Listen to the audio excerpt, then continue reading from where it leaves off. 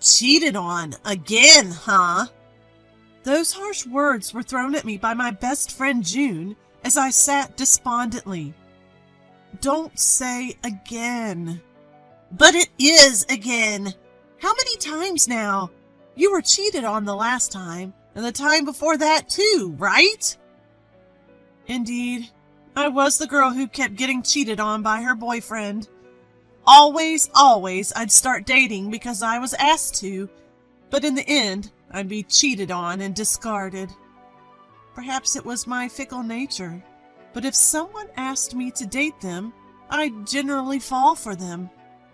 So, getting cheated on was always incredibly painful.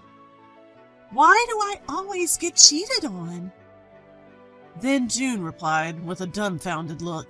Well, you're so indifferent that it's no wonder you're cheated on. When I'm dating, I'm all excited, but I don't want people to know that or to show that I like the person I'm dating, so I always end up acting detached. You know, if you don't do something about it, your life will be nothing but work, right? At her words, I held my head in my hands. My name is Melissa. I'm a 29-year-old office worker. Yes, 29 years old. I want to tell my 21-year-old self, who at her birthday party was saying things like, I'll be married by the latter half of my 20s, and by the time I'm 30, I'll have 2 kids, about my current situation. I loved the boyfriend I was dating at the time and thought we would get married, but he cheated on me and dumped me a year later. I'm bored being with you. Bored? What are all the other girlfriends in the world like? No matter how many times I thought about it, I just didn't get it. After that, I had boyfriends who cheated on me. Some relationships didn't even last 3 months. Looking back, the boyfriend I dated when I was 20, with whom I was together for more than a year, was the longest relationship I had. June, who knew all about this and had been my best friend since high school, had met someone wonderful, married at 27, now had a child, and was apparently going to have another one next year. The life I had imagined was June's. During this time, my coworkers were excitedly planning a blind date. A blind date, huh? I wondered if it was possible to find a good match in such a situation. Well, most of my colleagues were around the same age as me, so I understood their urgency, comrades. Then, one of them called out to me, Hey, Melissa, you should come too. I don't want to go on a blind date. But you just broke up with your boyfriend, right? She hit me where it hurts. I had only told my colleagues that I had broken up with my boyfriend. I didn't want it to get around the office that I was the girl who kept getting cheated on. With that thought, I unusually decided to participate in the blind date. Nevertheless, I didn't feel particularly enthusiastic. On the day of the blind date, I was dressed as usual, wearing my regular makeup, while the others in the group had put on nicer clothes and had done their makeup perfectly. So this is what a blind date is all about. I watched the scene as if it was someone else's business. The blind date was a stylish restaurant. When we arrived, 5 men were already seated. After ordering drinks and toasting, another man walked in. He was oddly disheveled, wearing a crumpled shirt and black-rimmed glasses. To put it kindly, he didn't seem suited for a blind date. Well, I'm not one to talk. After a while, a man approached me. I've fallen for you, Melissa. Let's exchange contact info. No matter how you looked at him, he seemed like a casual guy. As I hesitated, thinking that this was a bit too much, the man sat down next to me and tried to forcefully take my phone. Hey! Could you please stop? I had to try to gently decline, but my words came out more stern than I had intended. Everyone was absorbed in their own conversations, paying no attention to me. Then suddenly, a man grabbed my arm. "Don't push it. They won't like it." It was the man in the crumpled shirt who had arrived late. His name, apparently, was Ricky. I thanked him, and he pushed up his glasses, shook his head, and without a word, sat across from me. He had a hard-to-read demeanor. As the party started to wind down, people who had paired off started to leave, and those going to the after-party also left. In the end, it was just Ricky and me. We ended up walking together to the subway station, mostly in silence. Ricky seemed to be a quiet person.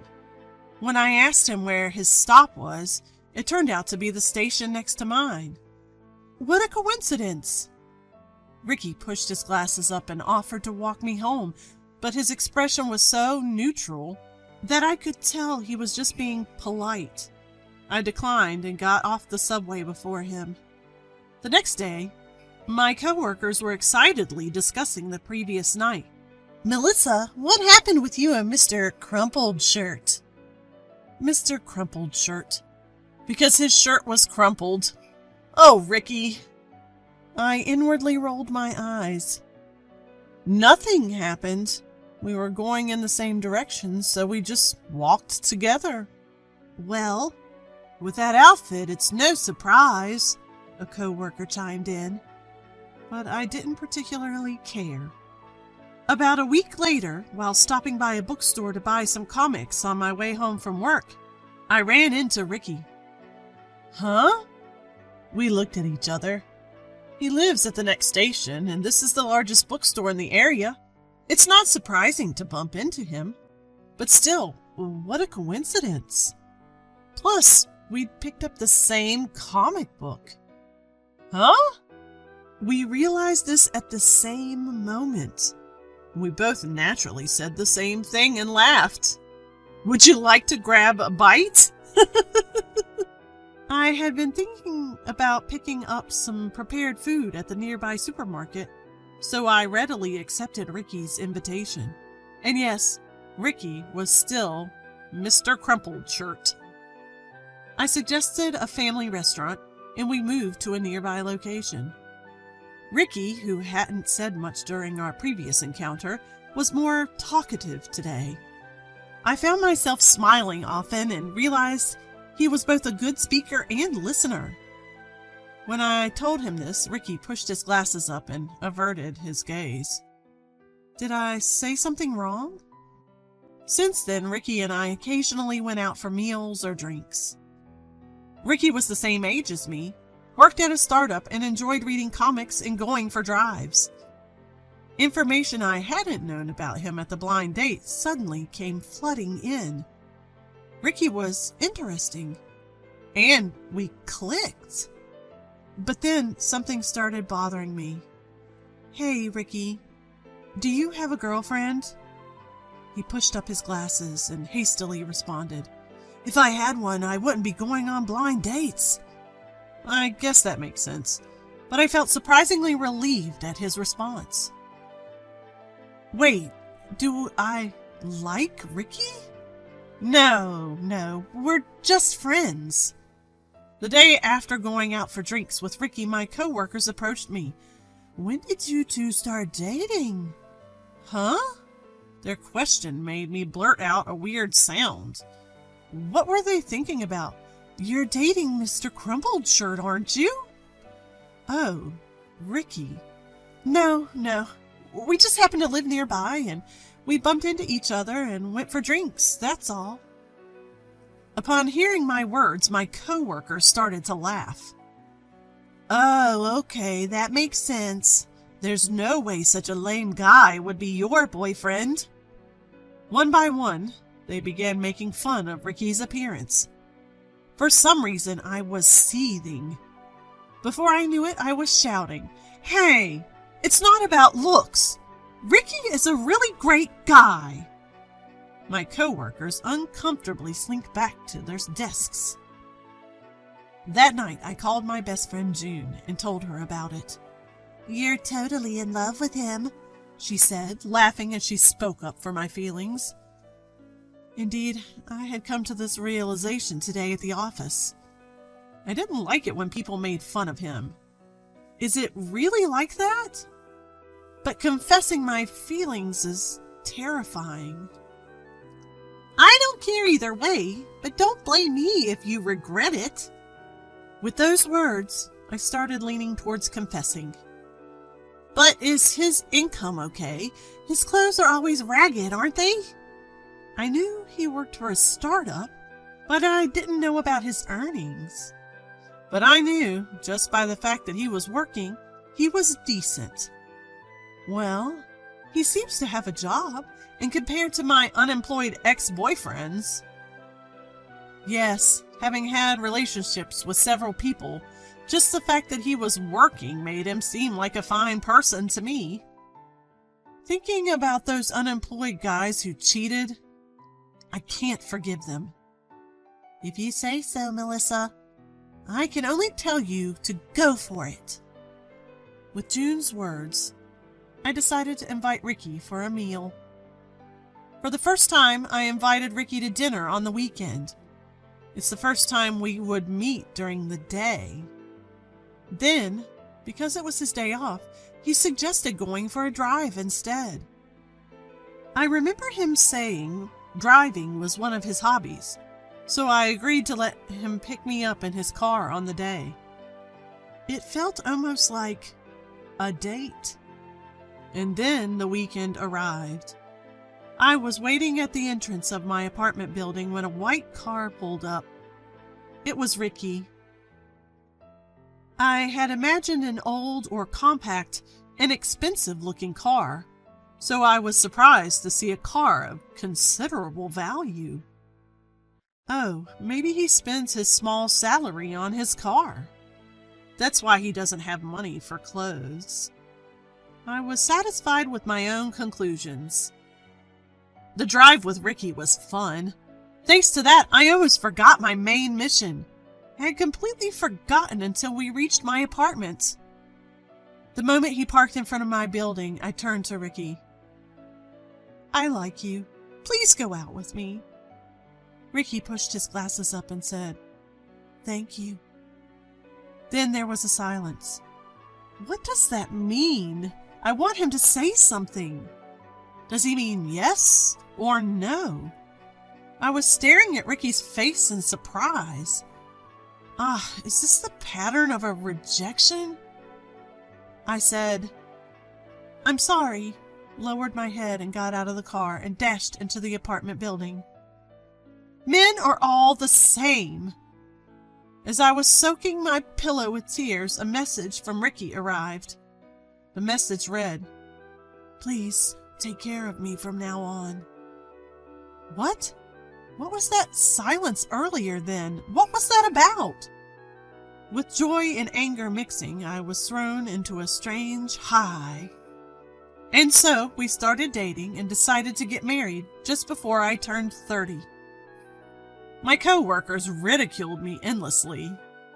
Are you sure you're okay with a guy like that? Won't you struggle financially?